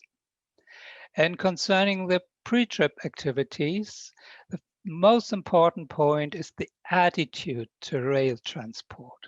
That's the experience here from the last journey or the last journeys, and a general attitude. For example, if you have a nice car in your garage, maybe you are going to use that and not the rail. The next point is the suitability. Is it possible to use rail? Is it possible to go to the station at all? Then the planning and booking is an important point. And if all these pre-trip activities are carried out, only 8% of the customers decide to go by rail. And that's not very much. And then there are the on-trip activities. We have to go to the journey to the train, go to buy food on bus or use a car. Then you are at the train station. You have to wait for the train. Then you are traveling by train, and often you have to interchange between. And last not least, when you reach the final town, your destination, you have to be mobile at the destination. For example, if you're on vacation and on holiday. And all these activities are very important for the passenger to decide whether they use the train or not. We have found about 200 topics here. I don't want to go into detail.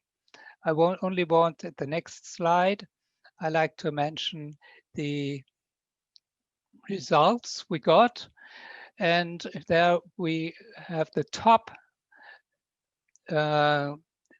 obstacles for the pre-trip and on the on-trip. And for the pre-trip, it's for example, it's the train-based mobility. It's too slow. And the booking is complicated. You must have an online account. Not everybody has it. You have unreliable information. And very important is that you cannot compare it with other modes of transport with the existing tools. And the main point I already mentioned, rail-based mobility not available to the destination. And especially you have to use very different means of transport, and it's not possible to get one ticket for it. And there are a lot of other more obstacles. And in the on-trip obstacles, it's mainly the delay of the trains. And for example, the quality, dirty, out of order toilets, and all those things that are very important points. And some of these obstacles are covered by Shift2Rail and can be improved by the innovations, especially in IP4, dealing with IT systems for the customers. And the impact of these obstacles is analyzed in the customer experience model. I come to that later. Now I come to the freight customer needs, or the criteria for transport decision are divided into 4 categories. First of all, we have the basic requirements that have to be fulfilled to consider rail-bound traffic at all. For example, there has to be a terminal nearby, or you need uninterrupted cooling for reefer transport. Otherwise, you will not use rail at all, even it's very cheap. Then we define the direct criteria that have a direct impact on the transport decision of the customer, whether to use rail or road. It's price, reliability, transport time, flexibility. And these criteria are determined by the transport technology and the processes. And the service elements are also very important. And they are determined by the performance of the service provider. E.g. load tracking is very important. We don't do that at all today. And last not least, there are the boundary condition, and they are mainly influenced by political measures.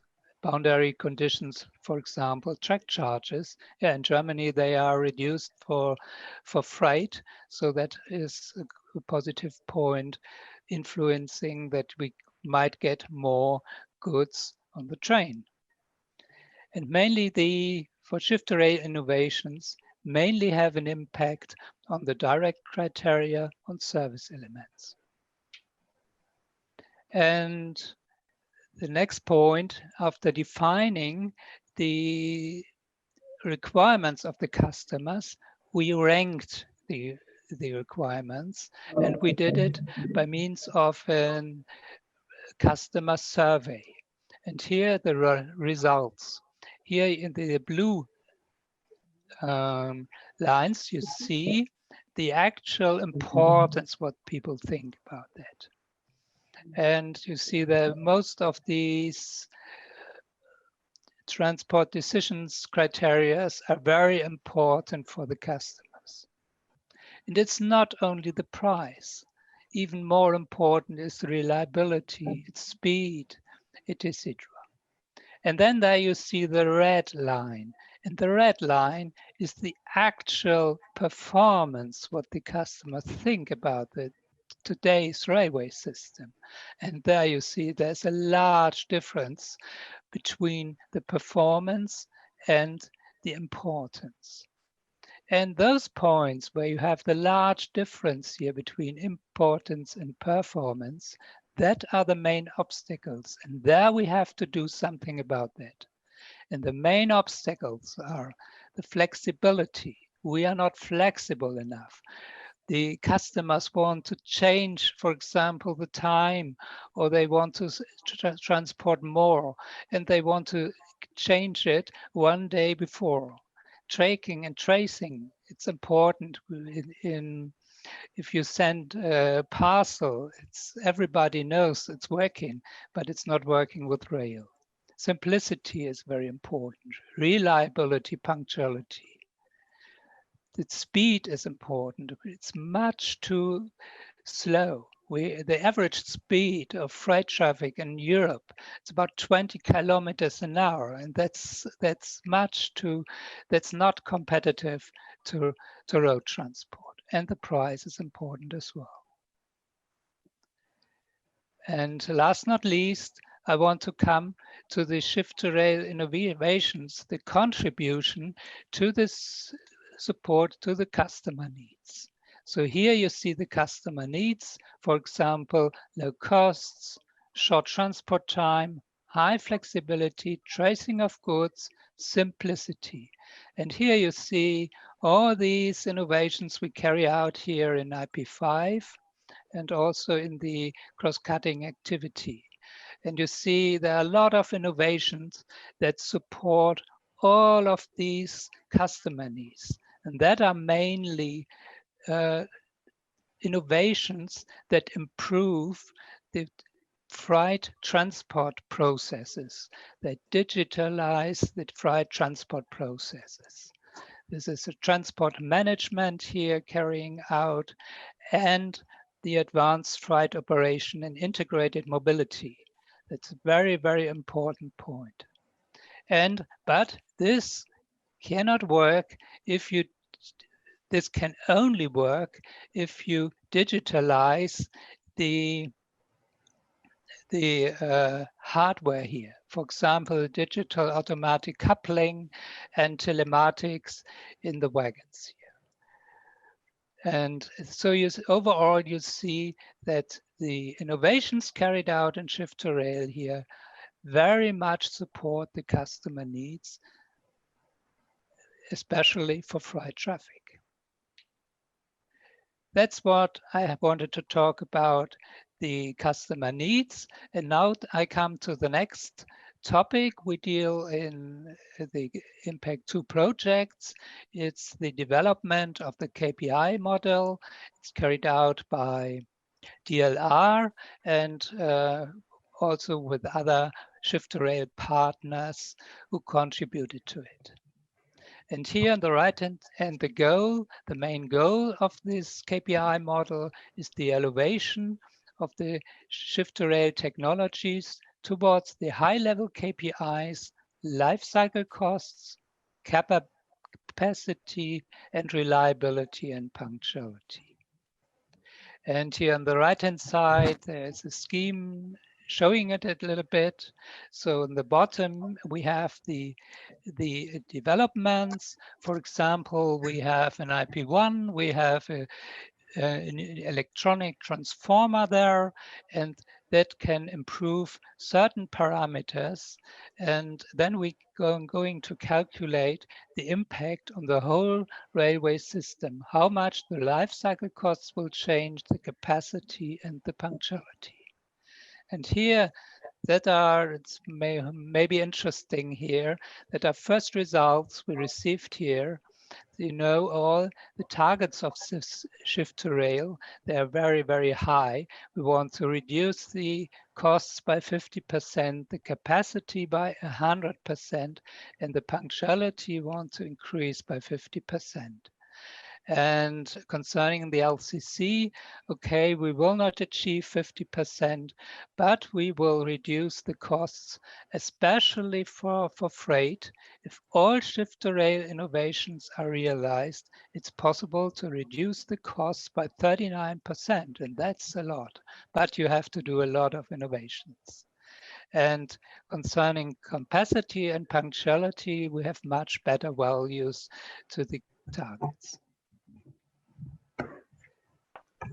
May I ask you to conclude in 3 minutes?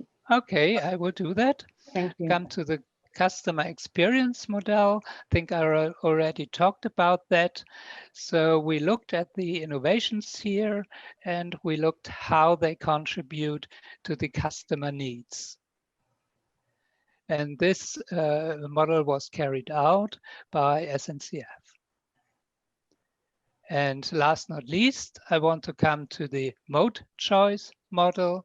It's the estimation of the shift to rail, the mode share. So how much shift to rail innovations will lead to more people using the train and more goods are transported. And the input of this model is the customer experience model, how it's improved for the customers, then the results of the KPI model, and last not least, a lot of other parameters, for example, the travel time, that's very, very important for freight because we reduce it a lot. So I come to the last. It's not working anymore. It's no problem. So I thank you very much for listening, and I have presented the customer needs, and we have developed 2 different tools where the Shift2Rail innovations can be assessed. Okay, and are there any more questions? I suggest that we have the questions after all the speakers gave the presentation, if you don't mind, just to ensure that we can keep the timing. Thank you. I saw that there is a question for you, so I will come back to you. You can maybe check it in the system and reflect on it while the other speakers are talking. Thank you. So Roland, the floor is yours. Unmute your microphone, please.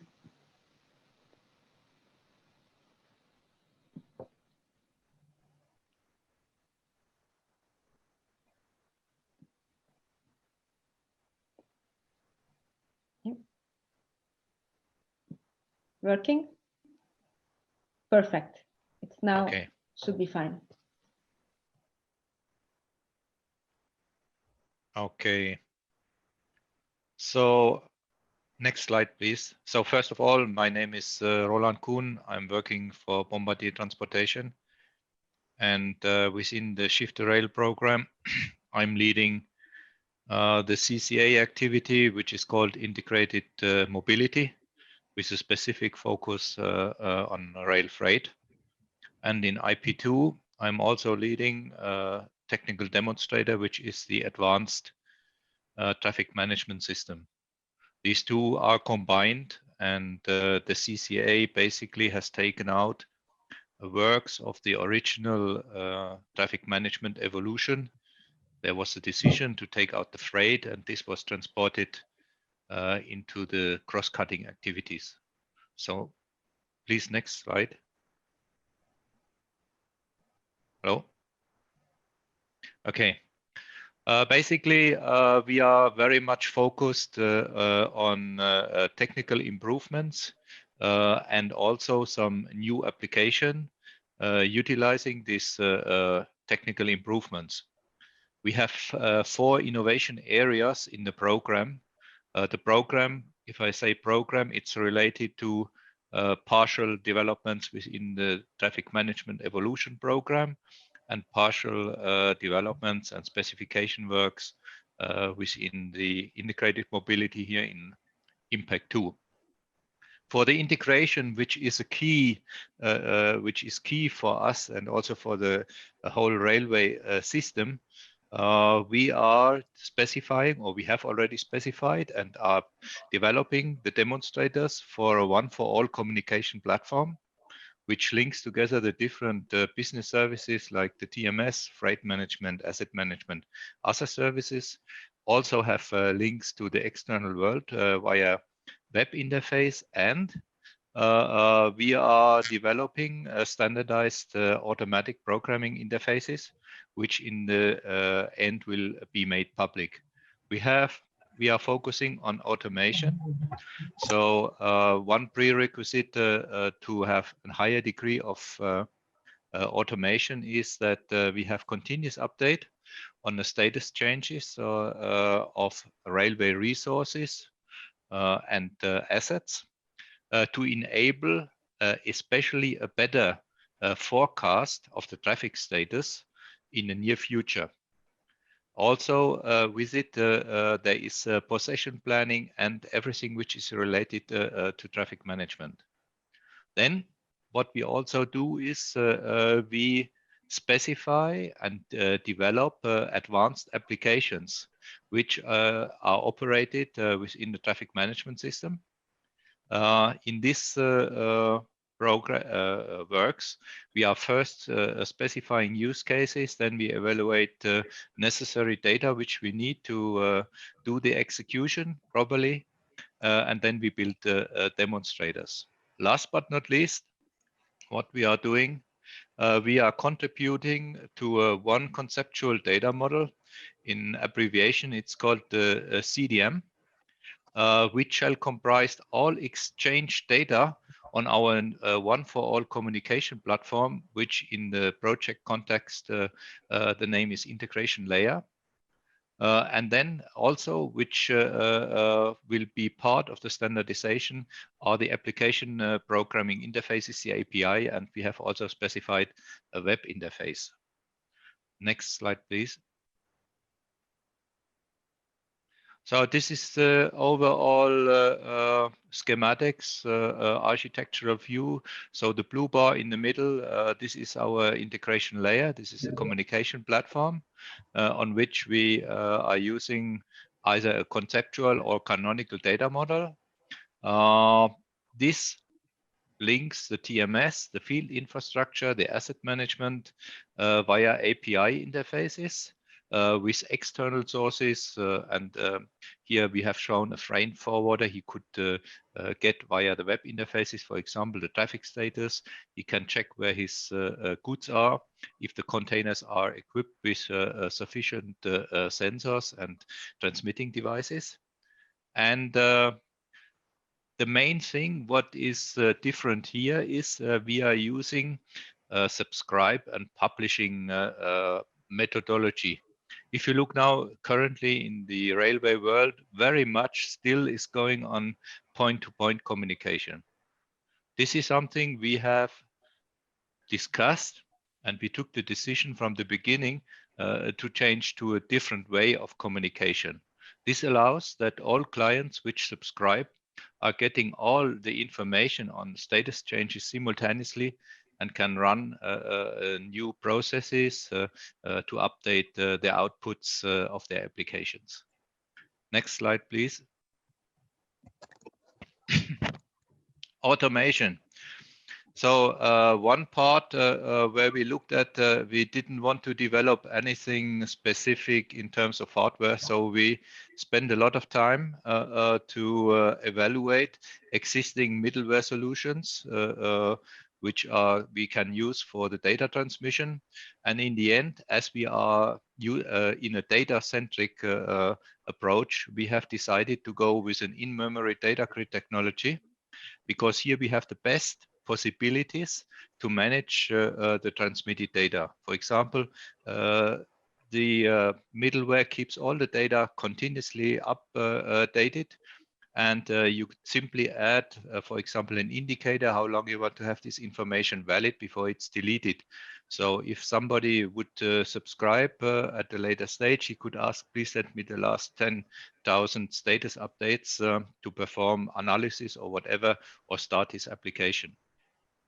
So yeah, the approach was only the subscribe and publish methodology, where I have the simultaneous information available, allows me the chance to deliver a sophisticated forecast. The main part is the forecast. Nowcast is just the status what I have now. This is a kind of, I have to present it somewhere visual on a user interface. But the critical part is the forecast, which is also the link partially to other parts of Shift2Rail, which came top down. Our approach is bottom up. And in other parts, they are doing big data analytics. They provide the algorithms or possible algorithms, which we can use to forecast then traffic status or other things for the next future. Yes, and last but not least, if you have all these nice things, you also need to either redesign or update or design in a new specific applications. Applications, I mean functional software to be operated within a traffic management organization. Next slide, please. Yes, standardization, I mentioned it already. So on the one hand, we have this conceptual data model where we contribute.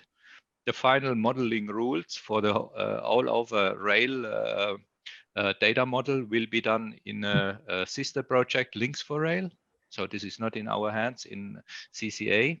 And the second thing, we are delivering application programming interface specifications. This will be done under the Find2 project, which is the follower of the Impact2. Next slide, please. So here I have put together a list of the different applications with some categorization. So you see we have applications, and if I say applications, all applications are represented by demonstrators. Some demonstrators which we build are using several or are including several of these use cases into one demonstrator. So you see we have applications and use cases for staff and crew management, including the log drivers and all the stuff you need for the operation. We have applications and use cases which are directly addressing the management of rolling stock. Especially we are looking in freight train dispatching how we can minimize delays and manage authorization processes. We have some very specific applications, for example, loading and unloading of cars, heavy haul cars. We have information management, which is mainly related to where is the train. We have some use cases and demonstrators for capacity management, for example, slot planning, path planning, some things concerning annual planning, and the ad hoc planning for the operational timetable. Please, next slide. So this is just to continue. So we have then also applications which and use cases, always use cases plus application, which address stock and crew management. Again, we have rolling stock. This is specifically to plan which locomotives you need for this freight operation. Then you have the freight operation again. Here we are looking specifically, it was mentioned before, the monitoring of hazardous goods in transit, controlling the conditions, and with all the new innovations we have in the overall Shift2Rail, where you have GPS positioning. So this will help us also to achieve a much better management and supervision where our goods are. It was just mentioned in the last presentation from Jürgen Ernst.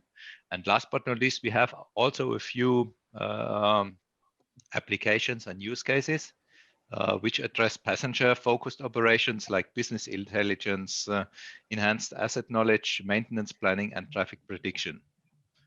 So next slide, please. Roland, if I can ask you also to conclude in 3 minutes. Yes.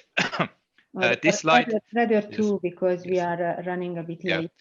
This slide is just, I had it to show how this cross-cutting works or is linked. It started in 2015 with a pilot Intraday, where the foundation was laid for technical developments and specifications and the applications.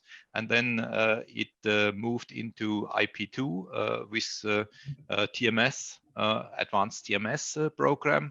And part of it, the freight program, moved into Impact2 and is continued by Find2. On the left side, you see simply related projects out of other IPs, which are using the same concept, and we are working together with them.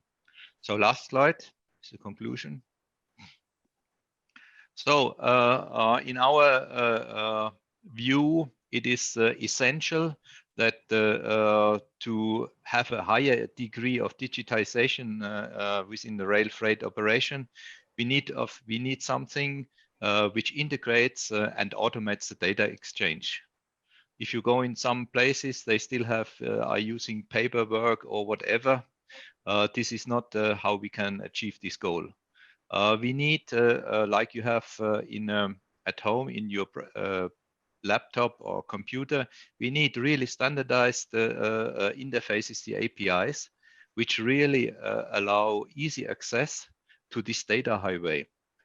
In other presentations, we call it a kind of plug and play, and it is really like that. And then last but not least, this is the most important thing from the technical part, which we need to ensure this is one data model with a defined data structure. So everyone who listens into this data stream knows exactly what this data means. And then for the application, so if you have all these nice technical features, then also our applications, the software models must follow, and we must upgrade them to make use out of it and to leverage on all these developments done within Shift2Rail. So this is the last slide I have. So hope you have some questions. And I have the other section, which is more technical for the traffic management evolution. When we have finished the first part here, I have to switch into the IP2 part. So here I have some more information on more technical details. Okay, thank you for listening.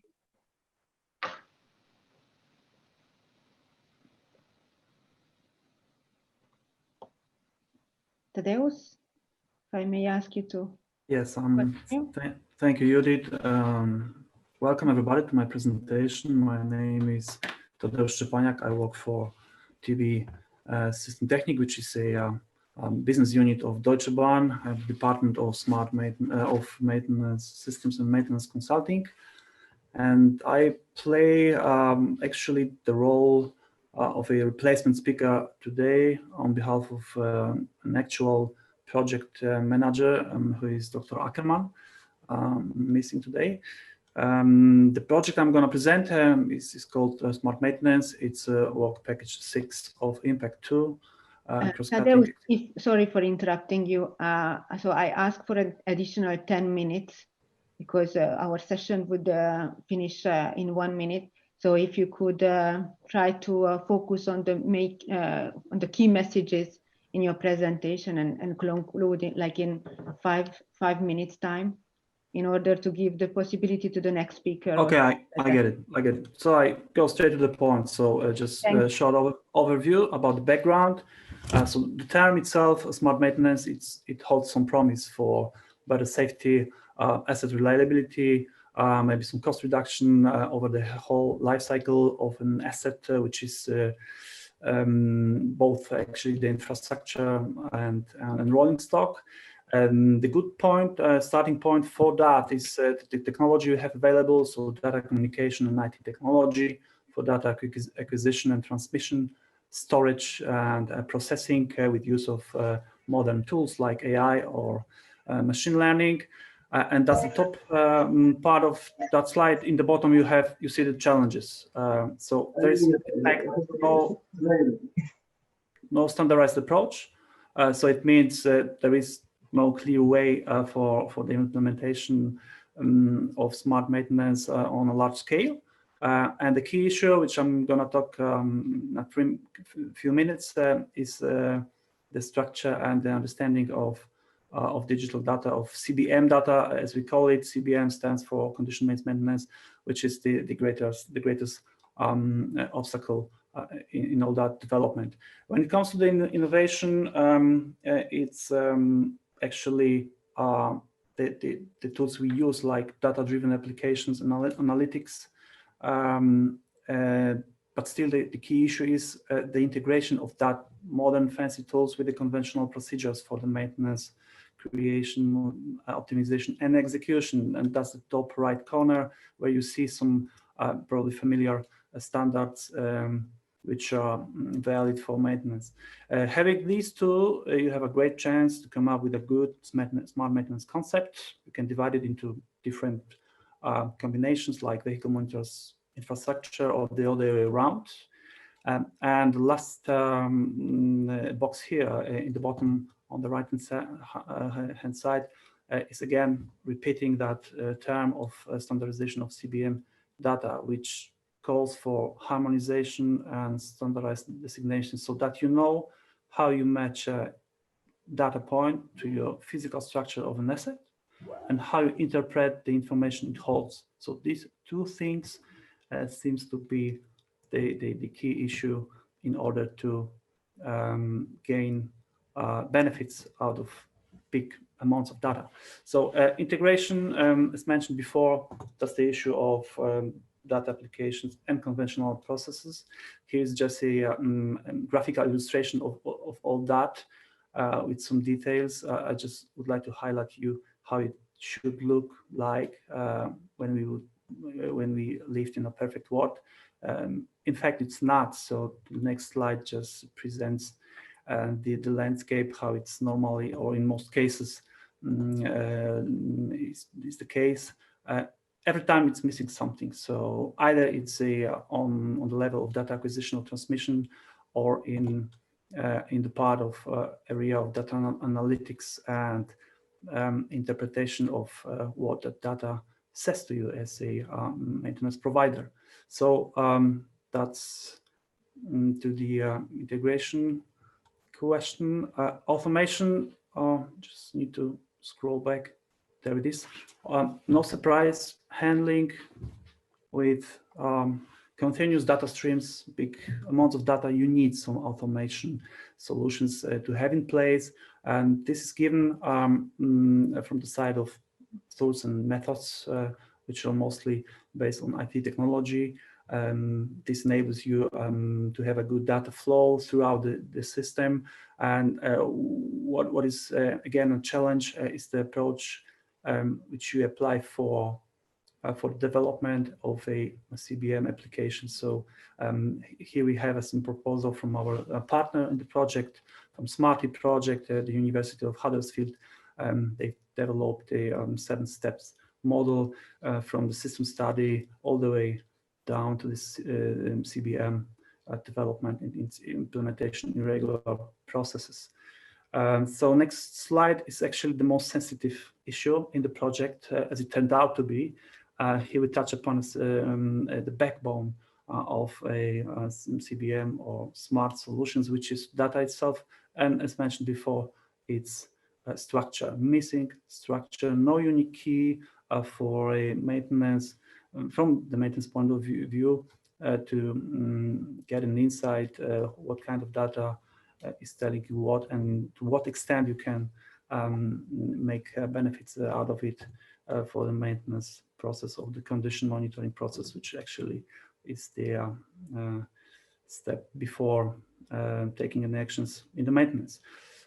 Okay, next slide is an overview over the applications, or better said, use cases we've worked on. We had 4 trains, passenger trains, high-speed suburban, regional, and double coach. Selected some components and then tried to build up CBM use cases. We figured out actually one thing, that the tools we tried to, together with the University of Huddersfield, to implement and then put into operation, have great capability, but the results are very limited due to the low quality of data. And for that summary, that's my last slide. You have the conclusions here, and it's limited physical access to different kinds of data, unregulated legal access, equally important thing actually, because once you buy a train, it doesn't mean that you have access, understanding, and documentation to all kinds of data traffic which takes place in the control system of the train. Next thing is restricted access to necessary manufacturing information, and then all the things which comes along on the way, from data capture to its storage and analysis, It's the accuracy, completeness, the relevancy, and this is something you should have actually organized before even you start to analyze that data. So that means that all our results are at the limited readiness level, which actually the project was meant to be so, TRL 2 or 3, proof of concept, and some research which we have done, and I hope highlighted very specific, very sensitive problems, and also created some good solutions or some indications for solutions which should be followed up in future projects. Okay, so that would be it. I kept it short. Hopefully still gonna get some interesting questions from the audience, which I'm very open for. Thank you for your attention.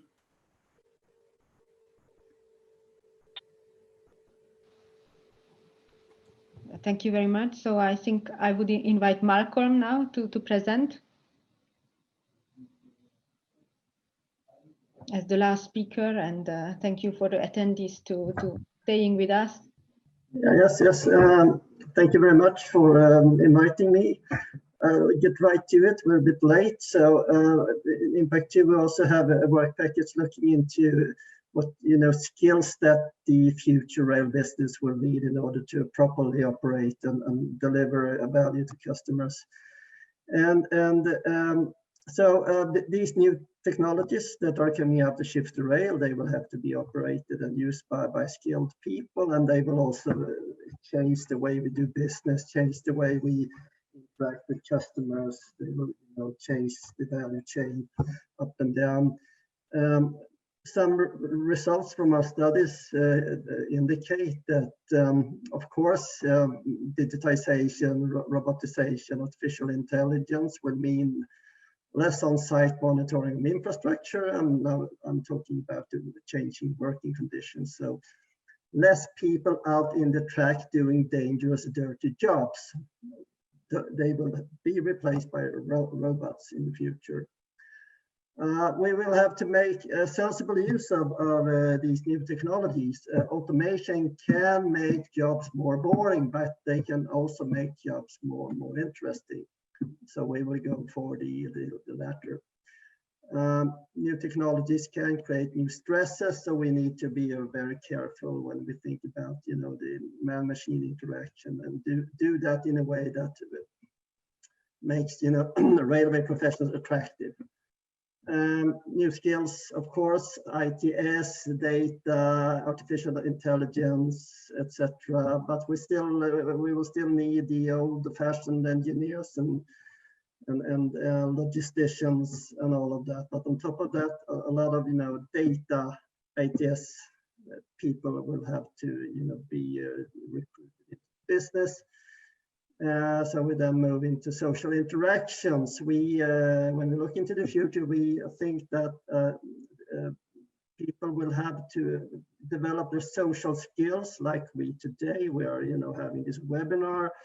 We're sitting different parts in Europe and still managing to organizing this webinar. So people will need to be able to socially interact in a good manner.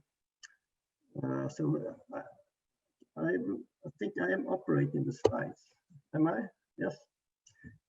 In this Impact 2 VP8, we also had a open call, as we call it, the sister project, and they looked into the customers, our customers, basically not freight customers here, but the passengers. And digitization is changing the way we interact with our customers, because everybody now has a smartphone in their pocket, and they can plan and buy the rail ticket and also all the other tickets that they need to get a comfortable journey door to door. So the new technologies will change how we interact with our customers. So next slide. No, I'm doing the next slide. Right. New technologies will, of course, change how we work and how companies are organized. It's been so in the past, and so in the future. We have looked into a little bit how these new technologies will impact, the way we organize, working companies, etc. And we believe that the organizations will have to be more agile, more flexible in order to be more responsive to customers, but also to be more attractive to future people coming into the rail business. I think that's about it. So I move to the conclusions. Thus far, these technological changes, they are reshaping workplaces, organizations, and customer relations. That's for sure. Lots of data automation, artificial intelligence will come into the rail business, and they will make existing skill sets and qualifications obsolete, but they will also create a lot of new jobs. But fewer people will do more in the future rail business, and that will drive productivity and profitability, and it will also mean better paid jobs for people choosing rail as their profession. Then we have the question about automation. Automation and artificial intelligence will not replace humans. Humans would still have to make the final call and be able to judge when to take over from the machines and decide. And the last point, these new technologies open up opportunities for the employer to create interesting job offers for people, young people that have many different options to choose from where to go and work. And as I said, the higher wages will be carried by these productivity gains that these new technologies will deliver. And that's all for me and VP8. I'll be happy to take some questions. Thank you very much for all the speakers from Impact 2. I'm afraid that we are lacking time of allowing lots of questions. I saw that in the system there were some raised, and I asked the colleagues to answer directly in the chat. Regarding the freight question, there is going to be another session in 20 minutes time, which is going to, or 15 minutes time, that is going to be fully dedicated on freight. So I would invite you to go to that session and raise this point there. Just to conclude in this webinar, so I would like to remind you that there is a CCA interactive session or area in the Innovation Days. So where you can also see the Impact 2 video, and also there is a possibility to use the chat and ask questions there. And I also would like to take the opportunity to announce that the KPI, the Shift2Rail KPI tool is now launched on our website. This is a tool where you can see the 3 high-level KPIs: lifecycle cost reduction, capacity increase, and reliability increase. How the Shift2Rail innovations are contributing to these 3 high-level KPIs.